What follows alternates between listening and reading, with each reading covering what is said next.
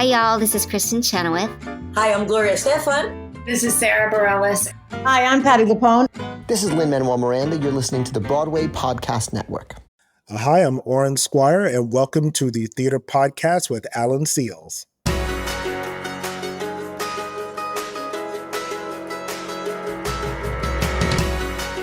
Hey listeners, welcome back to the Theater Podcast. I'm Alan Seals, and this is a brand new episode with Aurin Squire, the playwright for A Wonderful World, the Louis Armstrong musical. As someone who originally wanted to be a journalist, Aurin ultimately found himself writing and even producing some of the biggest shows on TV as of late, all while writing for the stage at the same time.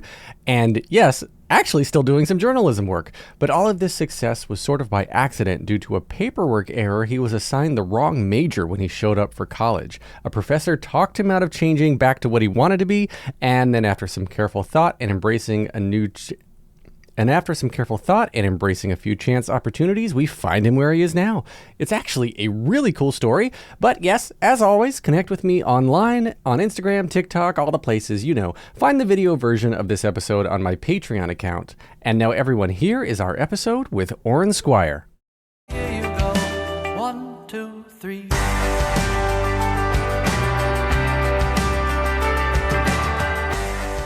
Today's guest is a writer, producer, and reporter whose skills have shaped some of the biggest TV shows as of late, including This Is Us, The Good Fight, and Evil. In addition to his reporting that has appeared in places like the Chicago Tribune, Miami Herald, and ESPN, he has written many critically acclaimed plays, including Matthew Take's Mannahatta and Obamaology, and is about to make his Broadway debut as the book writer for the upcoming production of A Wonderful World, the Louis Armstrong musical, which is slated to open on November 11th. Aurin Squire, welcome to the Theater Podcast. Thank you for having me. Dude, and you were joining me, you were telling me from the first day of tech at Studio 54, so it's got to be an exciting day for you. Yes, this has been just surreal to go from Miami, then New Orleans, Chicago, and to be sitting in Studio 54, where I've seen so many plays here over the years, like that I don't think I could count the amount. Pretty much any play that's been in here, I've probably seen over the last several years. Wait. So you've been like not just one or two episodes, but like whole seasons of these major shows that I just read off. And so you didn't have to be in LA at all during this time? No, the only show that was in LA was This Is Us. Everything else has been New York based. And those 3 shows actually have a lot of playwrights on them. And Robert and Michelle King, who are showrunners on Brain Dead, Evil, and The Good Fight, are theater fans. So a lot of times people will talk about theater in the room or recommend actors based upon what they saw over the weekend or the previous night. So we are kind of the best of both worlds in New York City, being able to do TV and film and then see theater and then have that flow in between. I didn't even think about that. That's so cool. Yeah, theater, Broadway is just basically a casting call for TV and film a lot of times. Yeah, there have been many actors cast in those shows who are in theater, who were first seen just by me or another producer or by the Kings just in a theater. So what does your role as producer on these shows entail? Because producer encompasses so much. You can be executive producer, associate producer, or just producer, co-producer. As I've learned in the Broadway field, there's multiple levels. So like, what was your involvement in the TV and film or TV side as a producer? Because you've got writing and producing skills for a couple things. Well, technically, TV is a writer's driven medium. So the different producer titles, if you start off as a staff writer, are just higher levels of being a writer. And then as you go from a staff writer to story editor to executive story editor to co-producer, producer, supervising producer, co-executive producer, and executive producer are the different echelons of writers. And as you get higher and higher, you are given more producing responsibility. Then casting one year, where I had to keep track of casting, make recommendations for The Good Fight. I've done stuff on set for all of the things, as well as being on set when a director wants something or needs expertise in a particular thing. Editing in the editing booth when certain scenes are being edited down, giving advice to editors or directors. So do a little bit of everything. And the higher up you get, you are usually just given more responsibility. So where does showrunner fall into the echelon? Showrunner is Escalon? or Escalade, yeah, echelon. Escalade. I think, well, the showrunner is the highest. Usually a writer. They don't have to be a writer, but in TV, 90% of the time they are, and they are the producer. So most of their work as a showrunner is the massive monster of production. And then they do a little bit of writing, or they do as much writing as they want, but usually being a showrunner is so production and management heavy with all the different departments and then managing pre-production, production, and then post-production. And sometimes you're doing 3 or 4 different levels while the writing's going on. And so your head's in these 4 different spaces. That's actually incredible. And because I always associated, when I was younger, I associated producing with just fundraising, bringing in the budget. And it seems like there's multiple levels of that as well. Just to say, like, if you threw money at a project and you want to get an investment, as an investment, you want to get some return out of it, or if you're working on the budget, or you're organizing the people who are throwing the money at it, but you're not throwing money at it yourself. There's all these different tiers that you can get into. It just baffles me. And there's never been a straight answer I can get out of anybody, because it seems like it's always different. It's always different, but the showrunner is the person who gets the budget in for every episode at a certain level. So the show's feasible, and they are the ones who come up and design the look of the show and have a book for each director who comes in, because usually it's multiple directors. It'd be like, this is the look of the show. These are the lenses we use.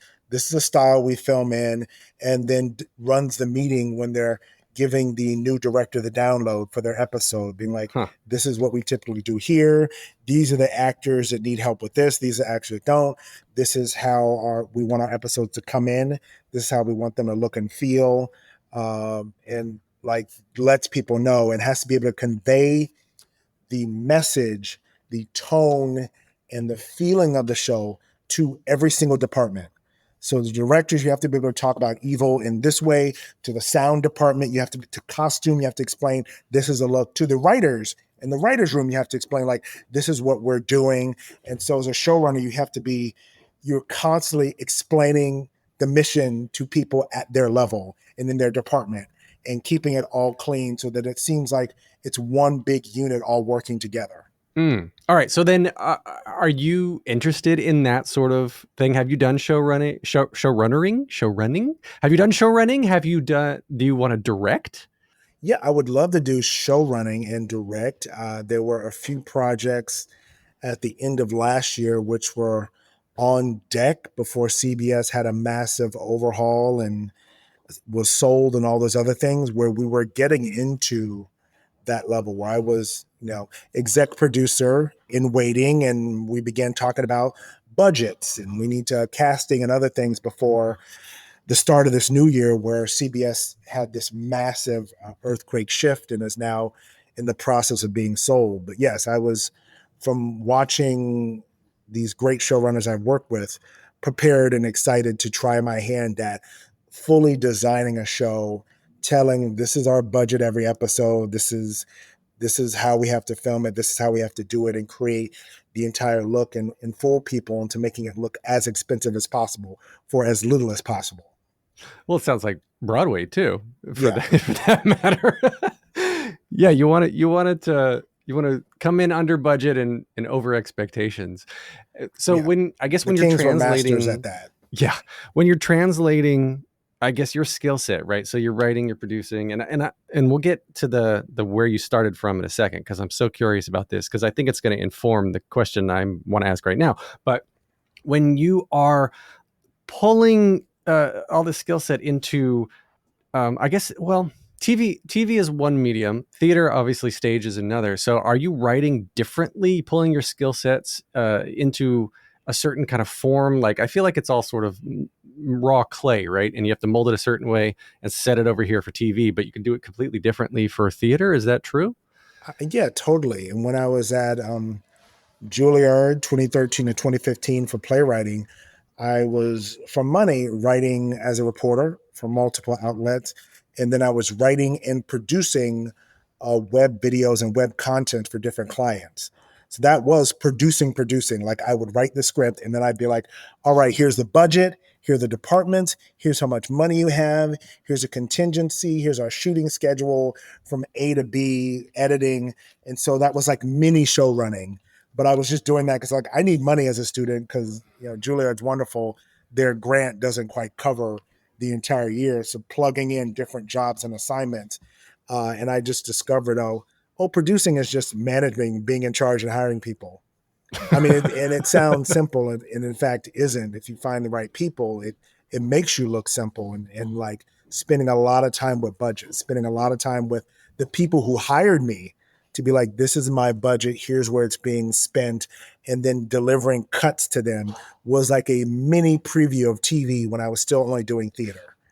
And so I think for that, because it is more like television, it is like, what does a client, or in television's case, the studio want? And then being like, here's the delivery of the scripts, going through script notes. Here's what we want to do in the production, going through that. In theater, it is more nebulous and fluid and more like the poetry of the stage. In television, it is more like you have hundreds of people on a crew who want to be very clear and they want to know how long this is going to take to shoot and what's the timeline. Where in theater, sometimes projects go on in this open-ended development that could last for years and people accept that and it's fine and it's beautiful and it's wonderful. And you get all the curly cues and extra layers when you have that freedom. Do you prefer one method over the other from a writing perspective, right? Because I feel like Broadway or just stage productions in general, like you said, you can be open and still come in and be like, we're going to change this. We're going to do it different tomorrow. And you don't get that luxury when you're recording on film in any recorded medium, right? But do you prefer one or the other? Because I could see both sides where you're like, it's TV, it's finite, it's done. You move on and you write the next episode or the next movie. But then theater is, like you said, it's always changing. It's always able to evolve. Yeah, like you said, both have extreme advantages and exercise different parts of the brain. And so I don't have a preference because television is that puzzle making now on the fly. And depending upon how you shoot the TV show, you might be puzzle making, planning in post-production and doing all that at once. If you have a show like Pachinko, where they take 2.5 or 3 years to do a season, then you can really break it down, spend 6 months just writing everything and getting every single episode in the shape you want, and then spend 6 months just planning how you're going to shoot this and gathering the cast, spend another 6 months shooting the thing, and then spend another 6 months editing the thing and have that freedom in each section to sort of dive in. But most of the shows I've been on have been with showrunners who are trained in traditional TV, which is more network. So you are writing, producing, editing, all overlapping at once. Multiple but I think episodes. Because of streaming now, there are shows where people just complete all 10 episodes, stop, film all 10 episodes, stop, and edit all 10 episodes. Yeah. Yeah, that's something else too. Yeah, right. Because on TV, you can have your story arc, so you have to film beginning to end of the whole season. But yeah, the old school sitcoms and whatnot, like you could make last minute rewrites up into that because sitcoms too, your 3-camera setup was essentially a live stage performance. You know, you're in front of an audience and you've got a couple takes, if that, right? And then you got to move on. Otherwise, you just run out of time. You got to send the audience home. And the beauty of that system is because it is controlled chaos, you come up with things that you never would have in a room if you're just writing 10 episodes straight. Yeah. But if you're writing episode 3 while editing episode 1 and planning ahead of episode 4, you begin making links because it's a living thing that is finite, but it's a living thing that's flowing in between as opposed to doing everything at once in a block where you can't, it's harder to change. So there's a lot of inspiration that happens in that controlled chaos and weaving different phases of a production together. And that is a little bit more like theater except it's over several episodes where it's the weave of different things happening that are alive, like living a fiber. Yeah, and now you get to experience the joy. You're going into tech, so some of the things I suspect that you thought were going to work great or read great or hoped would read well in the space. Now that you're in the space on the stage, getting all the electronics all around it, you're like, oh, we got to change that. That doesn't work. Yeah, You know, all the time. And yeah, no matter how much you plan it out, when you get into the space or when you get into putting bodies and human beings in the space with lighting, you go, oh, this is redundant. We don't need this. We could take this out, or we need to add something in to explain to people. But it was so clear in our heads yeah. until, you get into reality. Well, I guess when you were a kid, right? Did you grow up wanting to be involved with entertainment in general, or was it like theater you wanted to be involved with? Because I would have thought, I don't know. I guess I assumed with no actual basis behind this, maybe I'm projecting, that TV was like where you wanted to go. And then now that you've made that, you've got that, checked it off, and now you're going to Broadway. But it sounds like you were doing theater first, right? So where did I you, wasn't like doing when you were a any of kid, that. where'd you start? I wasn't doing any of that. And growing up in Miami, it was about sports. And then through sports, I was interested in sports radio and then journalism and radio journalism. So growing up and reading, New Yorker, reading a lot of the John Seabrook books. So it was like journalism was the focus and the goal and the dream. We rarely watched movies growing up. In Miami, we almost never saw a play. I think when I was 5 or 6 years old, we saw Dreamgirls at Miami-Dade Community College. And because my parents wanted to see it, I had no idea what was going on. And then a few years later, when we were in second grade, the school took us to an afternoon performance of Midsummer Night's Dream in an empty theater by a touring company. And up until college, I think those were the only two plays I saw. Wow. So it was mostly reading. So did you do undergrad for journalism, or did you leave school and like go towards the reporting route? That was my goal and why I, applied to Northwestern, because the journalism school, I was accepted. And then there was a computer error that put me in radio, TV, and film, and not TV journalism and radio journalism. So I went to go switch my major. It's no big deal, just go in and switch your major. And the head of the School of Speech, now School of Communication, talked me out of it. So I just went in, first week of school to be like, hey, I'm here to change my major. I'm not supposed to be a film major. I'm supposed to be doing journalism. And she's like, let's talk about this for a second. What? And I was like, oh, okay. And she's like, you can take all the journalism classes you want, and you can work in all the journalism jobs you want, because journalism is so hard at Northwestern. People are always dropping out. So she's like, you'll get into any journalism class. So why don't you stay here and learn film and the arts, and then do journalism over there, and then you could work as a journalist. So I'm all in favor of discounts and wholesale education. That is exactly the argument that would win me over. It's like, I get two things for the price of one. Let's do it. So I got involved in the arts because of that, while I was working at Chicago Tribune first summer, in their internet newsroom, Miami Herald next summer, and then writing for the school newspaper and working all 4 years in school at the Northwestern Newsfeed, which was in my field. I was interviewing professors for radio interviews, editing the interviews into sound bites, and then putting them up on AP and UPI wires, and doing the voiceovers, being like, today's story at Northwestern Newsfeed is about this subject. The following is a 5 VU reference tone, kilohertz. Press the button so they can adjust the monitors. We're like, today, Professor so-and-so, and I go through the story, and then I play the clip. And so journalists online could go to Northwestern Newsfeed, listen to the clips that we build, and then take those and put them into their stories on NPR, like they talk to the professor, when really it was students like me interviewing the professor and coming up with sound bites. So I did that all 4 years in school while working at newspapers and magazines, and then I was a film major. Don't go anywhere. We'll be right back after this break. Welcome back to the episode. As a film major, we had to write our own scripts. And because all I do all day at the Northwestern newsfeed is interview people audio-wise and then verbatim transcribe every single like, and so I can edit it out. And so you begin to notice the fingerprint in people's voices. If all day you're taking professors who are stuttering and saying and you're like, you have to transcribe every single every single ellipses in order to delete it and lift it out, you begin just naturally following people's vocal patterns. So when we had to write scripts as a film major, I would just write like I would hear people talk.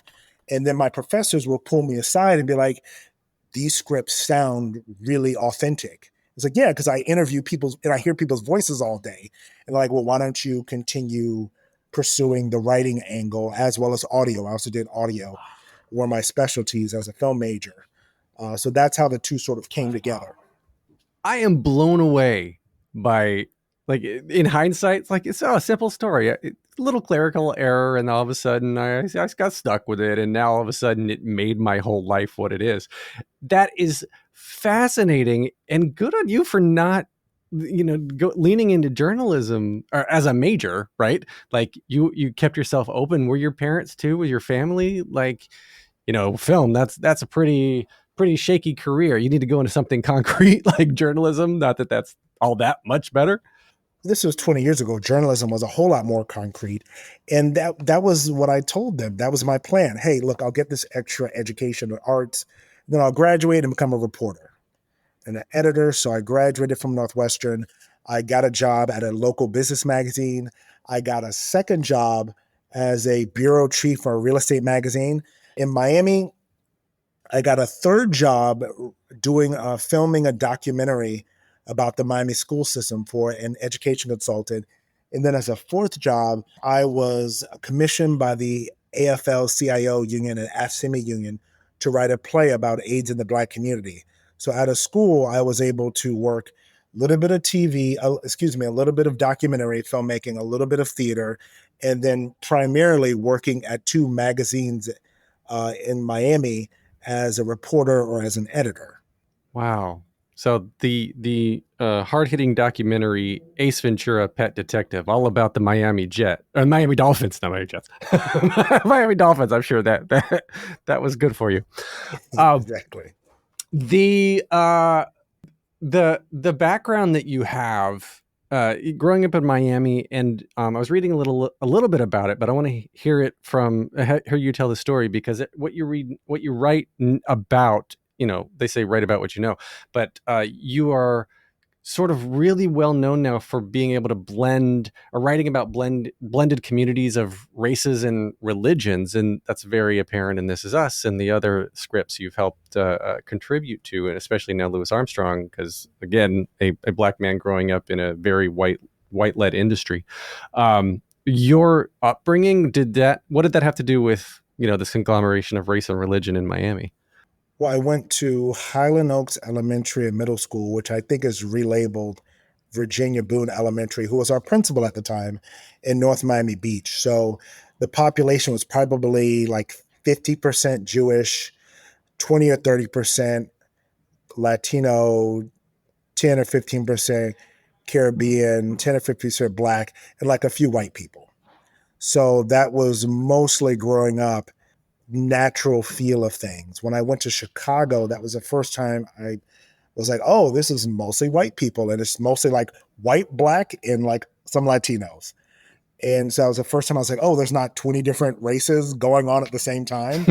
And so that made me very aware. I didn't think my upbringing was that special until you start writing about your childhood and when you grow up and people look at you like, oh, this is fascinating.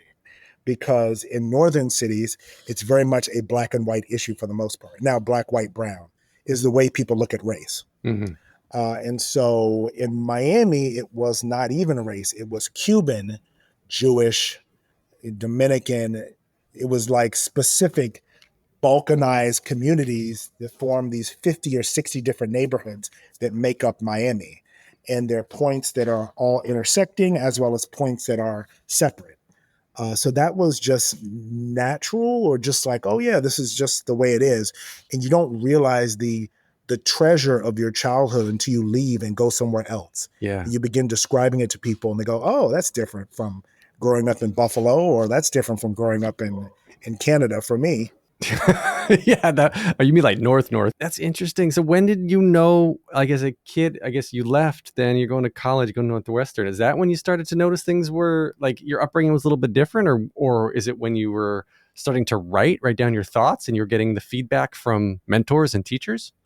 Yeah, when I was in high school, I was captain of the football team, wrestling team, and debate team. So I was in the newspaper a lot, and I would talk to the local reporters. And I got a job at the Hollandale Digest, just to sit there and talk to the reporter. I got inspired and said, let me write an article before this is all over. Let me just write an article because I'm bored. So the editor agreed. I wrote my article and it got a lot of positive feedback from the community. And so the publisher brought me in and I started writing articles and asking for a fee that I negotiated with the publisher. Like, how about you pay me this amount and I'll write this? That one paper spun out into two papers, the Digest, formerly the Hollandale Digest, then the Aventura Digest. Then that spun out into three newspapers, the Pembroke Pines Times or Digest. So I was writing for three different newspapers and then two online magazines at the time when I was in high school. And that was what I did for money. And then I would take people's feedback, hate it, love it, and, try to become a more interesting writer to keep people's attention because my money depended upon it. It wasn't an academic exercise. It was like, I need money. So I need to actually make these articles captivating and make people want to read them.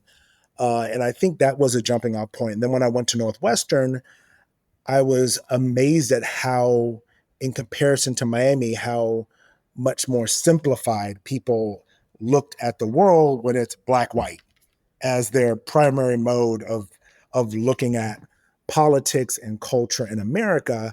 So when I began describing stuff, people were like, oh, that's when I got that response on that level. Interesting. Very cool. And then where did the interest in Louis Armstrong come in?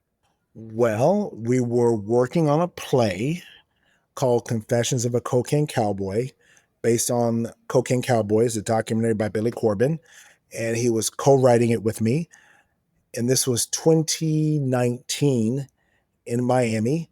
And the artistic director of Miami New Drama, Michelle Hausman, introduced me to Christopher Renshaw, who lived down the street from the theater, like a block away. And he was trying to write something about Louis Armstrong. He asked me if I knew anything about him. By coincidence, I had been the gig coordinator for New School for Jazz for almost 8 or 9 months because my friend had that job. He got hired for something out in LA.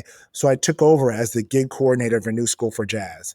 While I was at that job, I got an unofficial education in jazz because I'm arranging gigs for students around the city and parties and having, combinations of different quartets or trios that people want and what specialties they have. And on a Secret Santa party before the holidays, I was gifted a copy of a Louis Armstrong biography.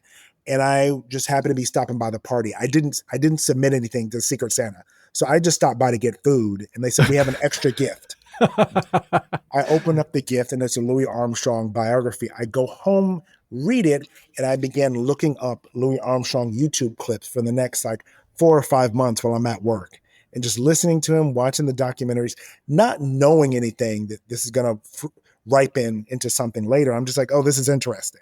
So years and years later, I'm having a meeting in between rehearsals for Cocaine Cowboys, and Christopher Renshaw asked me, what do you know about Louis Armstrong? And I'm like, it's funny that you mentioned that. I actually worked at a jazz university and did a deep dive into Louis Armstrong because someone gave me his book. And then we started sharing, and that's how it began. This is 2019.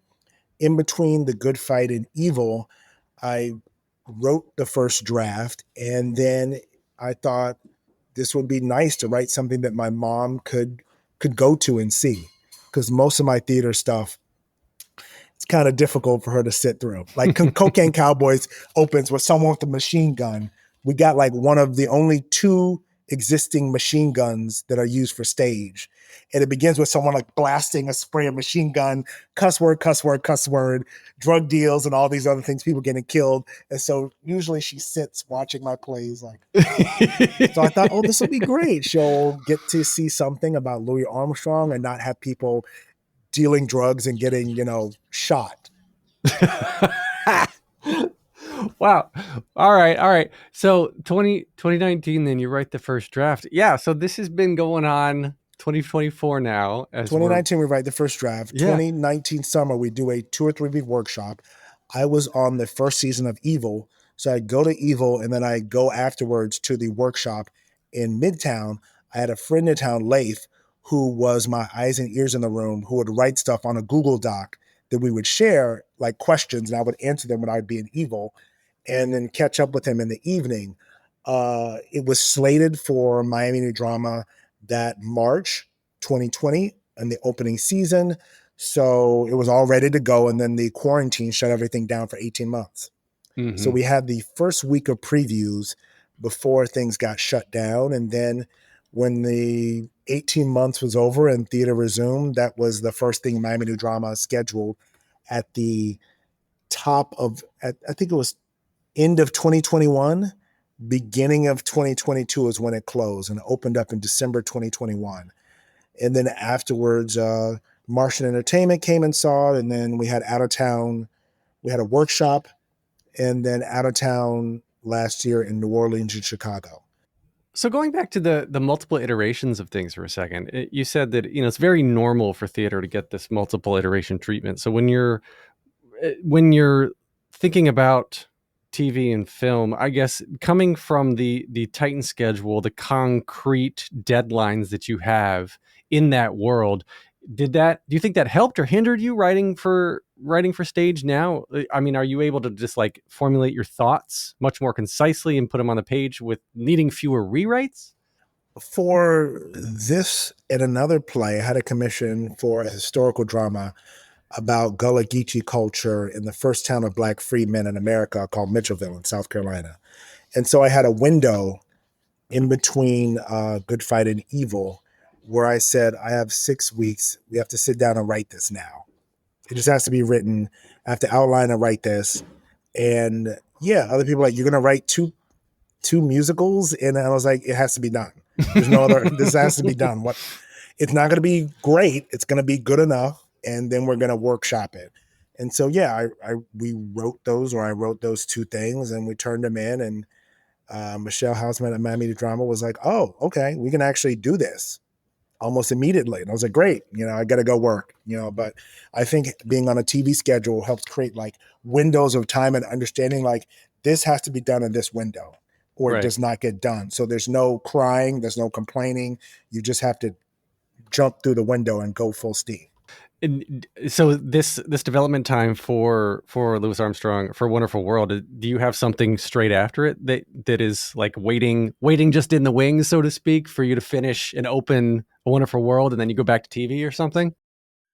I have 3 or 4 other theater commissions for Audible, and then another producer for a musical, and then another commission with Miami New Drama there. And then I have some TV stuff I'm pitching. But if not, I at least have those 3 projects lined up, as well as a 4th project that I finished. But this past year has been so rough with regional theater, they've delayed it until next season about the OJ trial. And, I was commissioned to write this. And I was like, are you sure you want something about the OJ trial? In the middle of the quarantine, like, yes. I was like, well, I got to make this funny. I got to do something that's funny and weird about this. So I wrote it out and then we had a workshop of it. And they're like, this is funny. We want to do this, but we have no money this season to do something with 6 people. So the following season. So that would be a dream if this is up and I get the musical up that's slated for Broadway next season, Audible commission, we get that off Broadway. And then Miami project, the 2 Miami projects for OJ trial and this other project about democracy that'll be set off-site in like a city hall area. Wait, is Then the OJ trial a musical comedy? Is it no, musical? it's Cohen brothers as heist of these losers who work at a gym in Miami who decide to steal a bunch of sports cards during the OJ trial that are of value, including some OJ cards. And so there's like, it's dark comedy of these people trying to do a heist to take advantage of all the hype around OJ.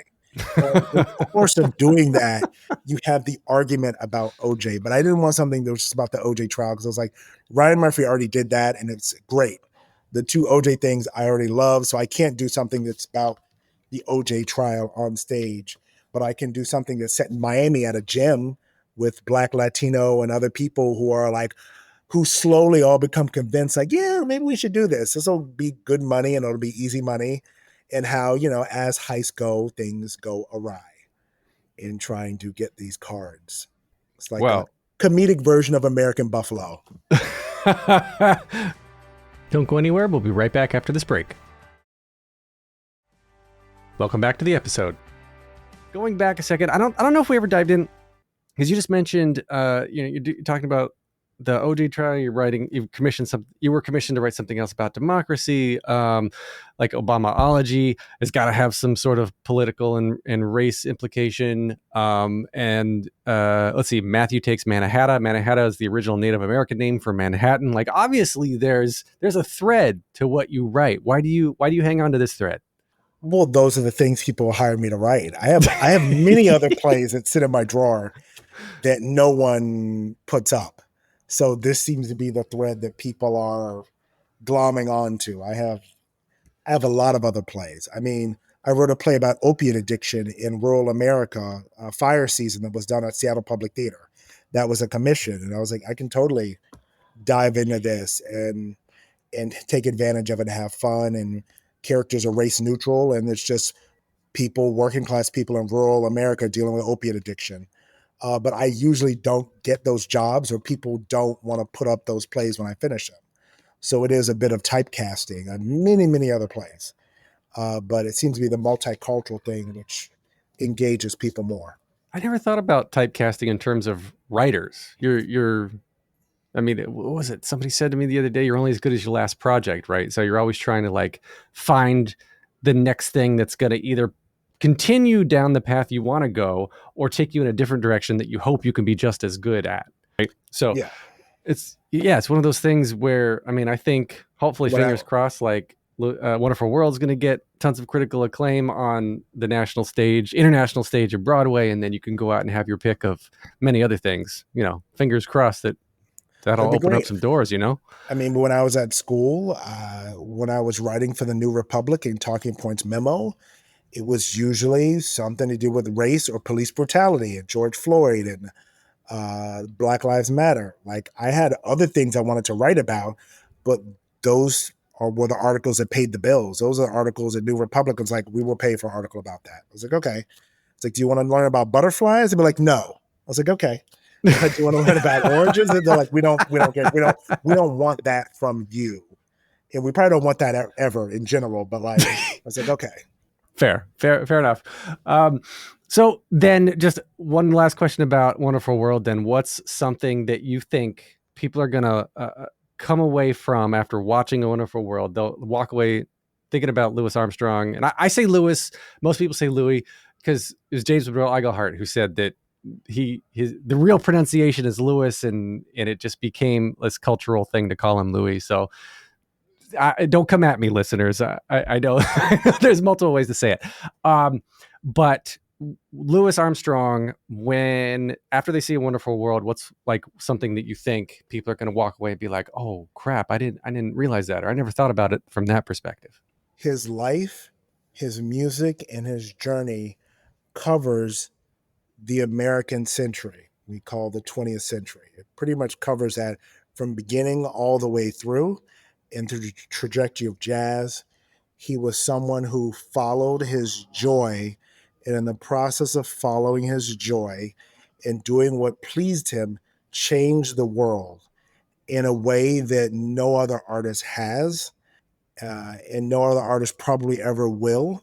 and that his life was also formed around his 4 different wives and 4 different chapters in his life. So this musical has 4 different wives, 4 different chapters that track New Orleans, the northern migration of Black people escaping lynching from the KKK when Reconstruction ended and Jim Crow began, and the huge northern migration of tens of millions of Blacks leaving the South and going to Chicago, Detroit, and Milwaukee. Second phase of jazz is in Chicago.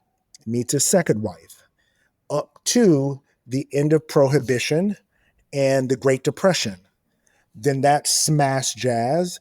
And then you have Louis Armstrong go to Hollywood during the Great Depression doing movies, which is a third phase of a lot of Black artists. Hollywood during the Great Depression up into the end of World War II. And then the fourth phase, post-World War II, were people settling back in major cities like New York, and jazz settling back in the New York City as the cultural capital. So you can track Black migration of Black art through Louis Armstrong and the migration of art and entertainment in this country in the 20th century through his trajectory, and the 4 different wives he had embodied those cities.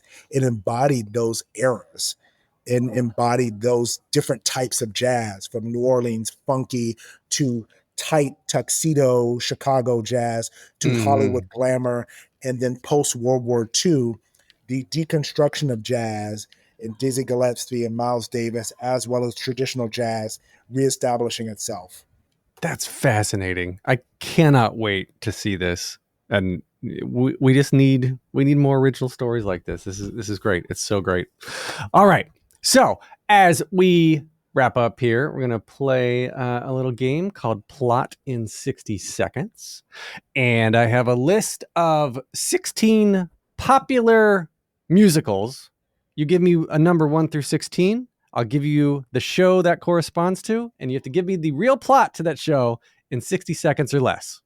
16. That is 6. Go. 60 seconds The remaining. 6 different wives of Henry VIII come together for a battle of who is the baddest, most awesome wife of Henry VIII.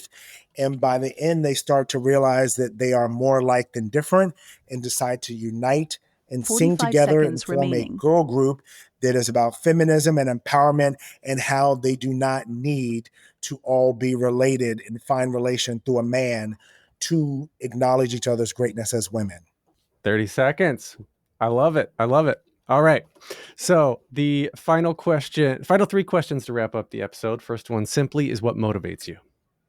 Kindness or wisdom, the 2 wings of things I study, either based upon kindness or wisdom.